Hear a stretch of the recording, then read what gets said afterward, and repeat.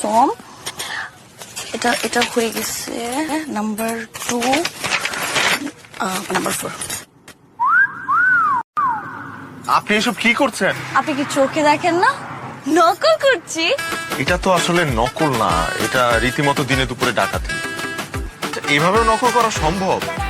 কেন সম্ভব না? আচ্ছা, একটা কাজ সফলভাবে সম্পূর্ণ করতে কি কি লাগে? পরিশ্রম, সততা আর অধ্যবসায়। আলহামদুলিল্লাহ আমার মধ্যে এই 3টা জিনিসই আছে। আর নকল তো একটা আর্ট। G, what? নকল একটা আর্ট? সরি সরি, আর্ট হবে কেন? নকল কিন্তু একটা শিল্পের মধ্যেও পড়ে। নকল একটা শিল্প? হ্যাঁ। তো নকল কি ধরনের শিল্প? Very simple.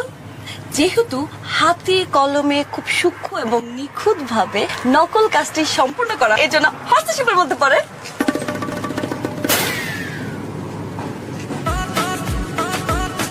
হস্তশিল্প? আপনি আমার নলেজ থেকে খুব অবাক হচ্ছেন, তাই না?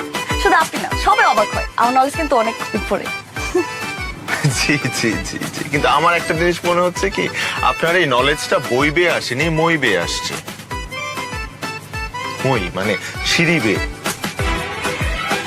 কারণ আপনার নলেজটা একটা জায়গায় এসে থেমে গেছে।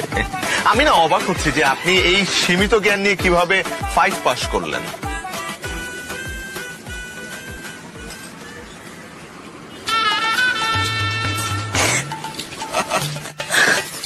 Sorry sorry sorry. আমি কি আপনাকে কষ্ট দিয়ে ফেললাম? আমি না, আপনার জন্য আমি কেন কাঁদবো? আমি তো কাঁদছি আমার দাদার জন্য। আমার দাদা আমাকে অনেক ভালোবাসতো। আমার জন্য আমার দাদা অনেক কিছু করেও গিয়েছিল। সরি। আপনি জানেন, আমি স্কুল লাইফে সমস্ত সাবজেক্টে ফেল করতাম, তিনি জন্য পাস করতে পারতাম না। শুধুমাত্র আমার দাদার একটা স্কুল ছিল বলে আমি পাস করে গেছি। দাদা স্কুল? তাই তো বলি, আপনি এত দূর কিভাবে আসলেন? এই যে নিজের পায়ে দাঁড়ানো শিখে গেছি। ও বাহ, কংগ্রাটস। অ্যাটলিস্ট আপনি এখন তো নিজের পায়ে দাঁড়াতে পেরেছেন। Thank you. আসলে নিজের পায়ে না দাঁড়ালে তো আমি ভালোভাবে নকল করা শিখতাম না। এখন নকল করে নিজের পায়ে দাঁড়িয়েছি, এই ভার্সিটি পর্যন্ত এসে পৌঁছিয়েছি। আপনি জানেন, শুধু দাদার হেল্প লাগে না, আমার কোনো ফ্রেন্ডেরও হেল্প লাগে না। আমি কারো দিক তাকাইও না, আমি নিজের মতো নকল করে নিয়ে আসি, নিখুঁত ভাবে আমি পরীক্ষার মধ্যে পাশ করে যাই। আলহামদুলিল্লাহ। আমার আর কয়েকটা কোর্স লাগে, তারপর আমার পড়াশোনা শেষ। মাশাআল্লাহ মাশাআল্লাহ, হোয়াট আ ক্রিয়েটিভিটি।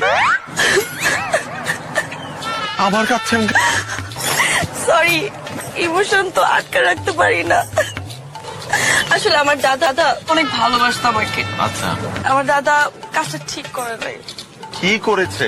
আমার দাদা চেয়েছিল আমার জন্য একটা ইউনিভার্সিটি করবে, সবকিছু ঠিকঠাক ছিল, জাস্ট কাজটা ধরবে ঠিক ওই মুহূর্তে আমার দাদা। আপনার দাদা কত হয়ে গেল। আমার দাদা যদি কত না হতো, তাহলে এত কষ্ট করে আমার নকল করে পাশ করতে হতো বলেন? হতো না। যাই হোক, আর তো কয়েকটা মাস, তারপর তো আমার পড়াশোনাই শেষ। আমি তো শেষ খেয়ালই করিনি। জি, নিশ্চয়ই মাস্টার্সে আটকে গেছেন, আর উপরে উঠতে পারছেন না। কোনো সমস্যা নাই, আপনি চলে এসেছেন আপনার বসের কাছে। আমার বস? বসেন না। আমি আপনাকে আজকে এমন একটা টেকনিক শিখাবো, যেটা আপনার জীবন আপনি একবার অ্যাপ্লাই করবেন, সারা জীবন চলে যাবে। আমি আপনাকে শেখাবো নকল কিভাবে করে। আচ্ছা, মূলত নকল সম্পর্কে আপনাকে একটা আইডিয়া দিই। নকল হচ্ছে 2 প্রকার, একটা হচ্ছে ঝাড়া নকল আর একটা হচ্ছে পাড়া নকল।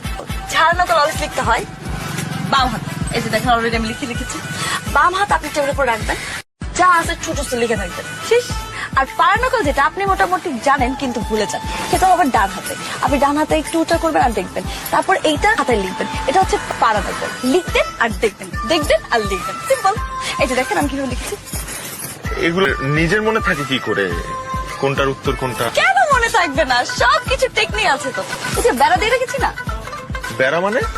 বেড়া মানে হচ্ছে বর্ডার দিয়ে রেখেছি। দেখেন, এই যে সেকশন এ হচ্ছে এটা একটা অ্যান্সার, সেকশন বি হচ্ছে এই যে একটা, এটা হচ্ছে answer, section C, section D যেখানে। আর জামা উঠা আর দরকার নেই। ঠিক আছে, ঠিক আছে, ওকে ওকে ওকে ওকে।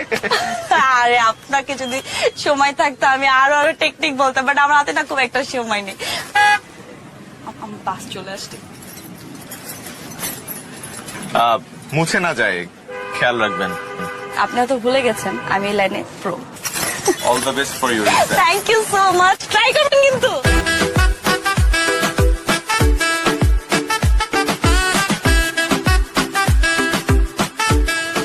ও মা গো ভাই,